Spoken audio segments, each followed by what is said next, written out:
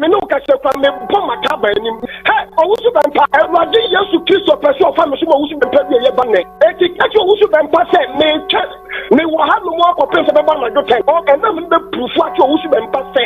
obi ni Jesus Christ ama me to me se me tanya ma wo Ghana ha ena me be proof ati Ghana for se me ya bofo so owusu bempa to bi ba ne na wo be challenge me wo bi nim se me mfi Jesus Christ me ya duro na ya adwuma makoji to me afi obi e fa ne yawo apia nchen for be kire se to me no wa brema se no wanti bi anya sa de kona me se me peja makaba e no left no ena me be owusu bempa shopom e owusu bempa dead body ni fu na be fa ne me se me da ta me be owusu bempa ne and the person in dead body of the wound mo kaje se me kan no oh my god wo ba so se je so ko kan no e fi nyame na say wo se me wo Ghana ha ka me manema ala so ko bi wo tie o nyame na so ya na so no ala wo ya panyin job dule boy what is me that take obi da je bia ni ebo me di wo bi ni je bia ni ebo me di wo bi ni je bia ni ebo me di wo bi ni aya mu musa be fiba wo musa be fiba wo bia ka se me nka so me ka so na wa saba na wo se kata e ya suman me se ya duro mata wo su bempa sa wo mu ho and na bra wa say because we are both for him me no ka se kwa me hu Jesus me no ka se me hu Jesus what say Yesu obufuo